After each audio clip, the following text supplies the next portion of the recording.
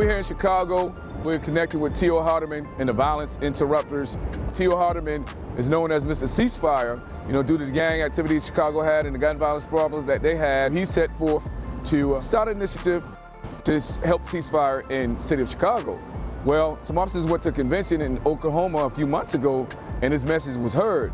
So the city of North Charleston heard about it. Chief Burgess wanted to bring that message to the city of North Charleston, an initiative that Mr. Hardeman was set forth in Chicago, and hopefully we can bring those same initiative with the city of North Charleston. So Mr. Hardeman came down, he taught myself and a group of citizens his program, and we're up here learning how they put their program in action in these communities. Well, see, gun violence is very important in our community because you don't have to be involved with criminal activity to be a victim of gun violence. And actually, it's a public health crisis right now because, there could be some economic issues. Somebody young, don't have no food in their house. Hey, they're going out and rob. I think mainly the problem with gun violence is it's a public health issue. You don't have to be involved in a gang to be involved in gun violence. You don't have to be involved in criminal activity. It affects all of us. And hopefully, with us coming back to North Charleston with what we learned, we can put all the initiatives in place and find out what works for the city of North Charleston.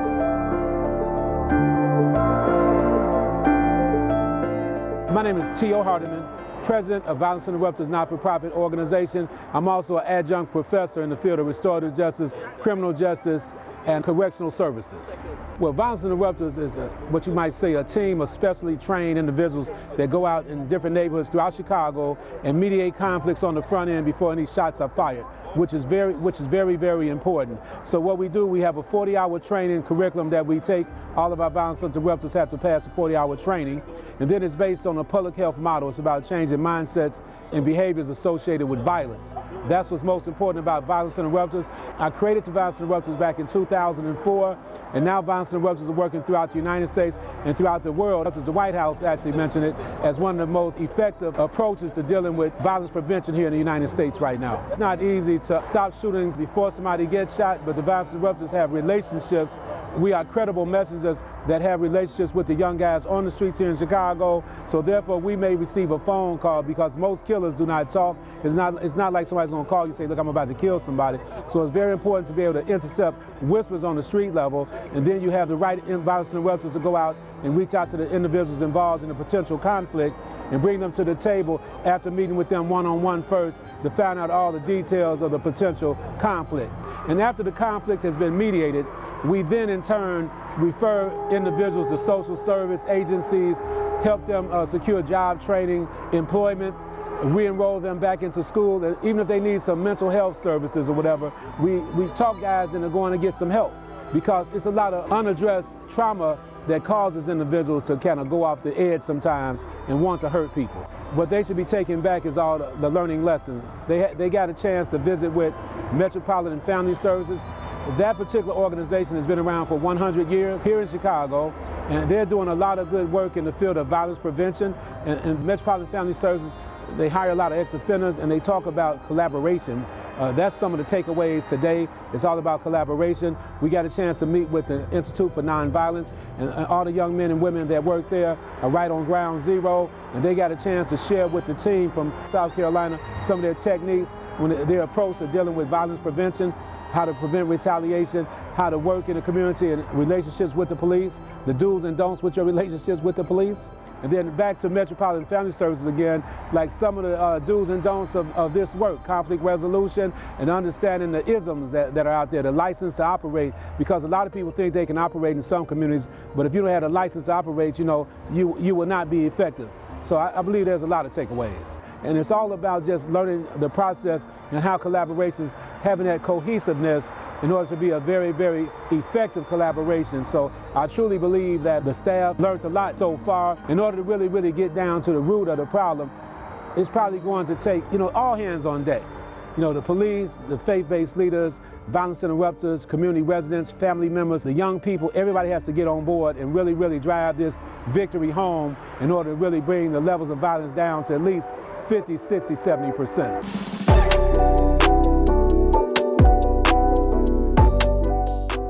We have learned everything that Mr. Hardiman came to North Charleston to teach us in the 40-hour training. We have been able to see that in practice. Everything has just come full circle from the 40-hour training about violence prevention, how to keep people off the streets, educating the people that have been incarcerated, give them something to look forward to other than doing crime to survive.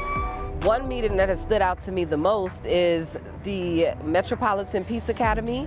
It is 2 programs, 2 instructional programs. One is 16 weeks, another is 18 weeks, both of which teach people how to prevent violence, stop conflict, and the second part is to professionalize the work that they're doing in the communities.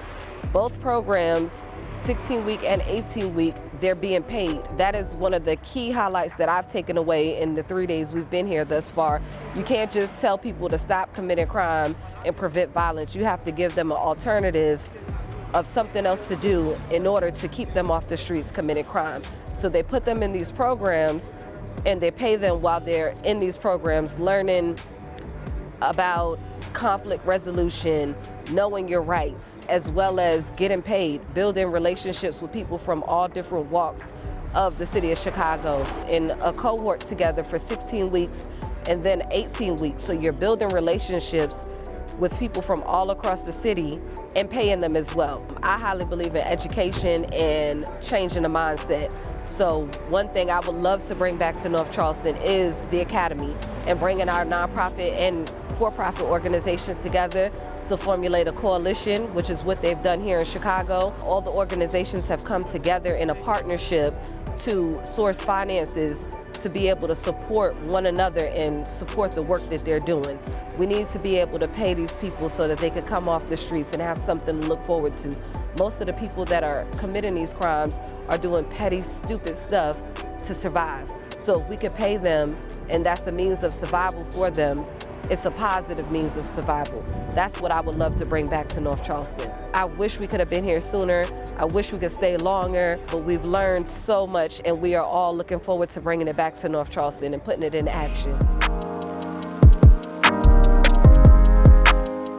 These nonprofit organizations, they're regular citizens, and they have a concern for the community and the well-being of the community and citizens, and they have a personal vendetta against gun violence. We have some members in some nonprofit that were victims of gun violence. They lost their children, and from them losing their children, they don't want to see no other parent go with what they went through.